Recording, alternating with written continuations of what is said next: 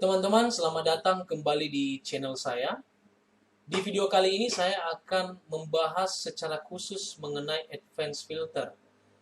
Dan penjelasan ini akan saya bagi di dalam beberapa part video.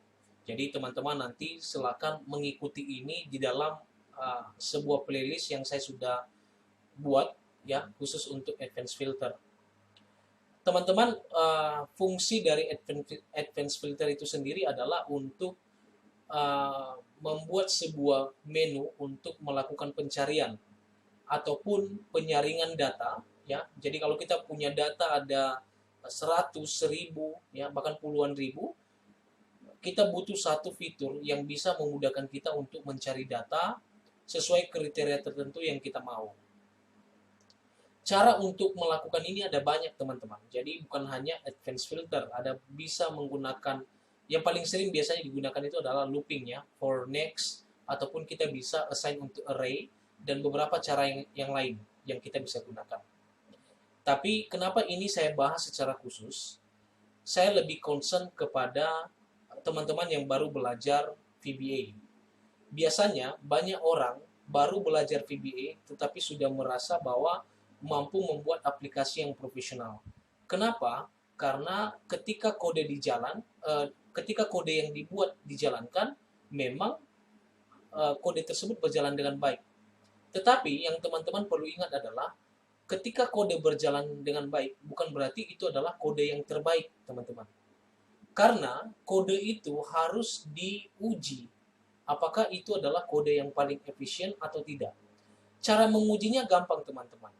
Biasanya kalau jumlah data yang kita punya di dalam aplikasi yang kita buat masih berjumlah puluhan, apalagi kalau hanya data-data sampel yang kita masukkan di dalamnya misalkan hanya 2, 3, 5, maka jelas bahwa kalaupun kita memilih jenis kode atau fungsi yang berbeda, kalau kita misalkan ada 3 pilihan jenis kode yang berbeda untuk hasil yang sama, maka kita biasanya tidak atau sering sekali mengabaikan pertimbangan-pertimbangan tertentu di dalam memilih mana kode yang akan saya gunakan karena memang tidak terlalu kelihatan perbedaannya. Itu disebabkan karena jumlah datanya, teman-teman. Jadi makanya untuk menguji kode itu kita butuh data yang sampai ribuan. Kalau kita sudah punya data ribuan, maka kita bisa langsung melihat kode ini berjalan dengan baik atau tidak. Biasanya yang terjadi apa, teman-teman? Kalau kita biasa gunakan for next ataupun beberapa kode yang lain selain advanced filter, maka jumlah atau waktu yang dibutuhkan untuk melakukan pencarian dan penyaringan data itu jauh lebih lama dibandingkan advanced filter. Jadi sekarang ini salah satu fungsi yang paling efisien untuk data dalam jumlah banyak itu adalah advanced filter. Jadi, kalau kita mau membuat aplikasi yang profesional, terlebih aplikasi yang berbasis database, biasanya itu untuk misalkan data perpustakaan, data jual beli di toko, begitu ya, ataupun data keuangan yang biasanya kita harus melakukan pencatatan jumlah uang masuk dan uang keluar, sudah pasti bahwa kita harus gunakan advanced filter. Jadi teman-teman harus ingat dan catat, silakan gunakan advanced filter. Ini adalah rekomendasi yang terbaik yang kita bisa gunakan saat ini. Baik, cara kerjanya bagaimana teman-teman? Di Excel sendiri biasanya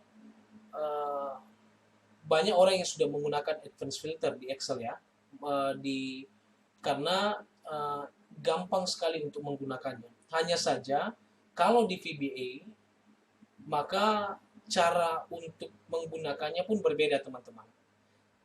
Jadi kita akan coba lakukan saja bagaimana cara menggunakannya. Saya akan ajak teman-teman untuk belajar bersama-sama untuk ini.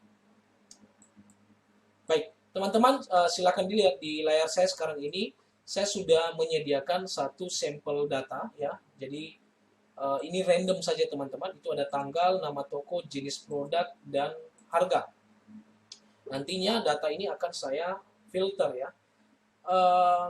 Untuk saya tidak perlu buktikan di sini apakah advanced filter itu jauh lebih lebih efisien daripada kode-kode yang lain, ya. Uh, Makanya saya hanya sediakan ada 10 baris data, teman-teman. Jadi kalau teman-teman mau memastikan hal ini, teman-teman silakan cari source yang lain yang teman-teman bisa search sendiri di Google. Pasti akan ada banyak sekali informasi-informasi yang merekomendasikan advanced filter, ya. Baik, teman-teman, di tabel ini yang saya punya ini sekarang, teman-teman bisa melihat bahwa ada 4 jenis, ya, atau 4 kolom, itu tanggal, nama toko, jenis produk, dan harga. Untuk membuat advanced filter, kita butuh dua tabel sejenis, teman-teman.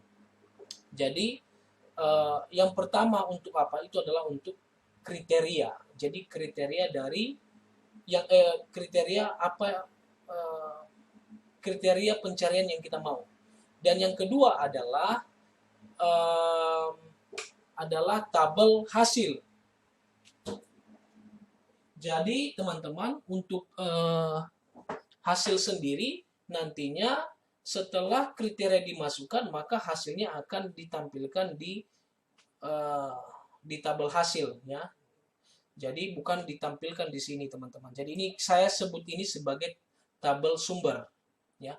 Baik, saya langsung copy saja, teman-teman. Ini saya copy saja ini. Jadi saya masukkan di F. Kemudian ini juga saya masukkan di K. Kemudian ini saya auto fit, ya. Oke. Kemudian teman-teman, saya perkecil dulu supaya kelihatan semua, teman-teman. Baik, ini udah kelihatan semua, ya. Sekarang kita masuk ke VBA-nya, teman-teman. Teman-teman silakan buka VBA-nya. Itu sebentar.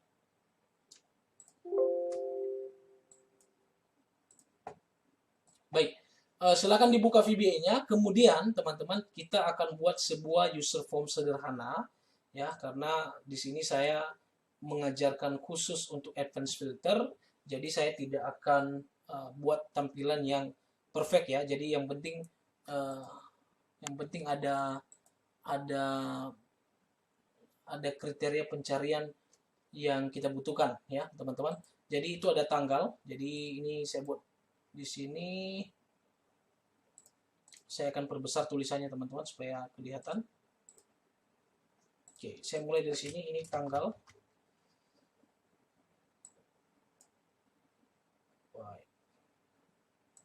Ini tanggal. Kemudian saya akan buat text box-nya.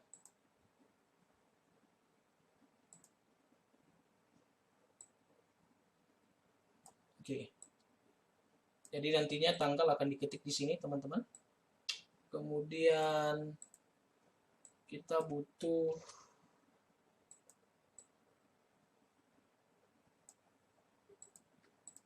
di sini, kita butuh nama toko, ya. Kemudian di sini kembali. Di sini kita butuh jenis produk dan harga.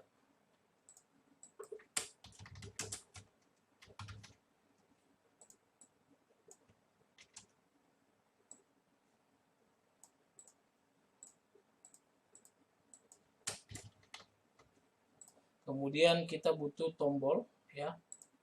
Ini tombol ini tombol filter, ya. Jadi ketika ini diklik, maka datanya akan dimasukkan ke tabel hasil, ya, teman-teman. Baik, ini nantinya tanggal ini kita mau copy ke kriteria, ya, teman-teman, karena sebenarnya ketika pengguna memasukkan data di sini, ini kan data untuk data untuk kriteria. Jadi ini akan masuk di sini di bagian ini, karena ini kriteria dari K1 sampai N, maaf. Dari K1 sampai N2, ya. Karena ini tabel sebenarnya, teman-teman. Jadi nanti ini kan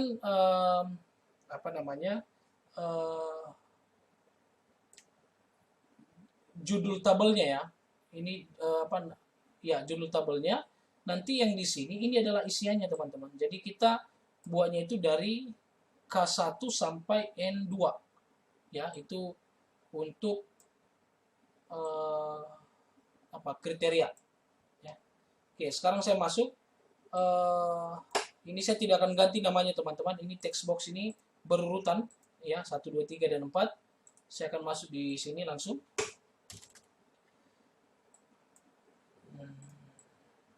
Maaf, ini di sini di klik kanan di sini teman-teman, di filter. Setelah itu teman-teman silakan mendeklarasikan terlebih dahulu beberapa variabel. Itu pertama dim kriteria as integer, as range ya, nanti sebagai range. Kemudian dim hasil sebagai range juga. Kemudian teman-teman kita akan copy data dari text box tadi ya. Jadi saya mulai dari satu lagi ini dim ws as worksheet ya, worksheet. Berarti ini saya akan set ws sama dengan sheet 1. Kemudian teman-teman saya akan masuk ke ws titik range. Tadi itu dari K ya, K2 titik value sama dengan text box 1 titik value ya. Jadi saya tinggal copy ini teman-teman sebanyak 3 kali. Oke, ini saya ganti ke 3. Maaf, bukan ke 3 ya. K-nya yang diganti ya. Ini L, ini M, ini N, kemudian ini 2, ini 3, ini 4 ya, teman-teman. Jadi ini nanti pas masuk di sini dari K2 sampai N2 ya. Baik.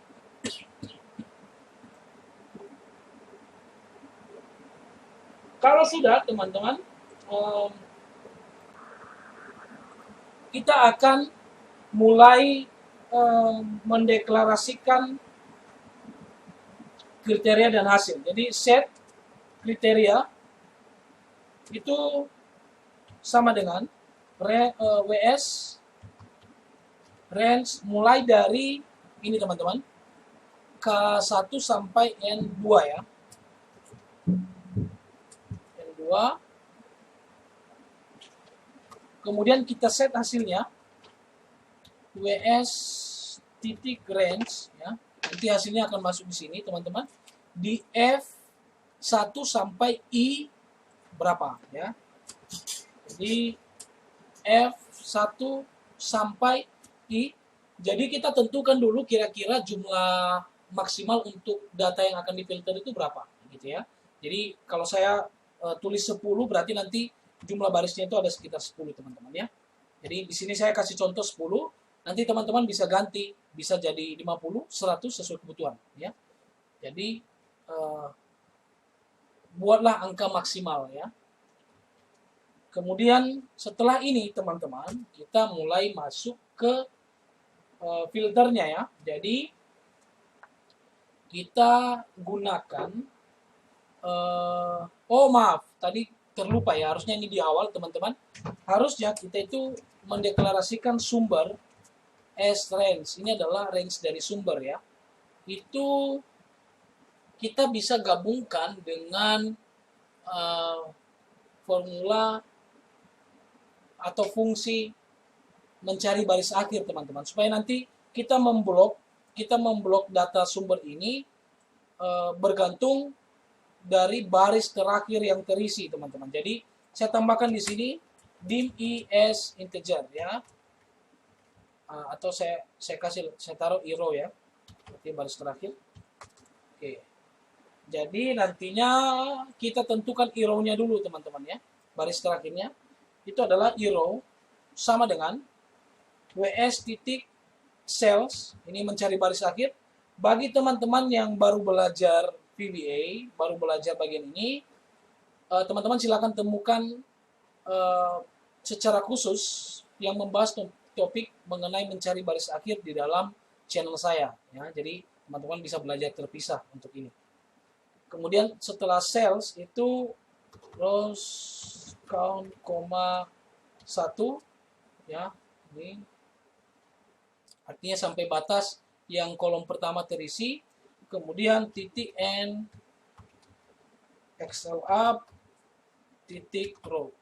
Ini adalah baris terakhir yang terisi, teman-teman. Oke, sekarang kita set sumbernya ya, atau kita juga bisa set di bawah ya, teman-teman, supaya rapi. Kita set di sini, set sumber sama dengan WS titik range A1 sampai ini, teman-teman, A1 sampai D berapa itu adalah sampai D row ya, artinya itu D berapa itu bisa berubah sesuai dengan nilai baris terakhir dari tabel yang sumber yang kita punya ya. Jadi ini tutup dulu, tutup tanda kutipnya, tambahkan dan kemudian row. Sudah, tutup kurung, sudah. Ini sudah selesai, teman-teman. Sekarang kita coba masuk ke filternya gimana. Teman-teman silakan ketikkan sumber ya, titik. Setelah sumber kita mau filter sumbernya. Jadi teman-teman silakan cari advanced filter. Ini kalau sudah ketemu biasanya teman-teman di sini. Ini saya pindahkan menggunakan kursor. Kalau sudah ketemu di advanced filter, teman-teman tinggal tekan tab di keyboardnya, maka ini langsung terpilih. Selanjutnya setelah advanced filter, teman-teman buat spasi. Di sini teman-teman bisa melihat ada beberapa pilihan. Filter actionnya apa ya? Apakah XL filter apakah XL filter copy atau XL filter in place? Kalau copy berarti nanti dia akan copy hasil filter tersebut dan dimasukkan ke tempat yang kita mau. Kalau XL filter in place, maka dia akan memasukkan data hasil filter itu di tempat sumber, artinya di tempat yang sama. Di sini saya akan menggunakan XL filter copy, teman-teman. Teman-teman silakan pilih dan tekan tab, maka akan muncul XL filter copy. Selanjutnya, teman-teman tambahkan koma. Setelah koma, maka teman-teman bisa lihat di sini ada yang bold, kriteria range.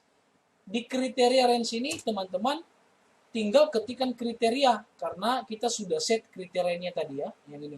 Jadi, tidak perlu lakukan penulisan range ya, yang panjang, tinggal ketikkan kriteria. Setelah itu koma, copy to range, artinya tempat hasilnya, teman-teman. Jadi, ini tinggal ketik hasil aja. Selesai. Kita coba lakukan uji coba, teman-teman, untuk ini. Kita lihat. Baik. Oke, di sini teman-teman, saya akan mulai dengan toko dulu. Ini toko A.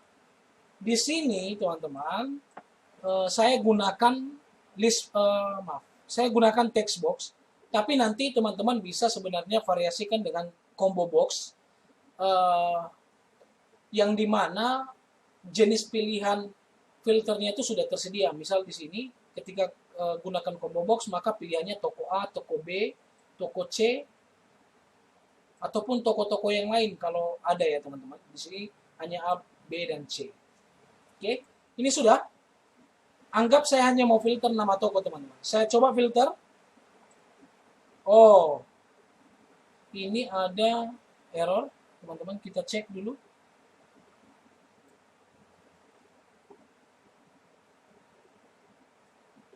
Baik. Kelihatan bahwa masalahnya adalah kita harus set worksheet-nya dulu. Karena di sini kita sudah gunakan WS. Padahal kita nanti set WS-nya di bawahnya ya. Jadi ini harus di atas dulu, teman-teman. Urutannya harus sesuai. Ya. Jadi saya pindahkan ke atas. Setelah itu saya reset. Kita coba run lagi, teman-teman. Mudah-mudahan kali ini berhasil. Nama toko A. Ya. Saya klik filter. Oke, teman-teman bisa lihat di sini semua yang muncul adalah toko A, teman-teman. Ya. Kemudian misalkan saya ganti ini toko B, filter, ya. Kemudian misalkan saya mau toko B, tetapi jenis produknya harus gula. Ini kan toko B ada banyak produk ya, ada 3 produk ya teman-teman. Kalau saya tambahkan di sini gula, nanti maka yang akan muncul adalah toko B dan jenis produknya gula. Nah, ini adalah contoh sederhana yang kita bisa buat teman-teman. Nanti untuk harga tanggal, saya akan bahas secara khusus di video selanjutnya karena ada kriteria angka dan tanggal di dalamnya ya. Jadi bukan teks biasa teman-teman. Baik, itu saja dulu teman-teman. Sampai ketemu di video-video yang selanjutnya. Terima kasih teman-teman.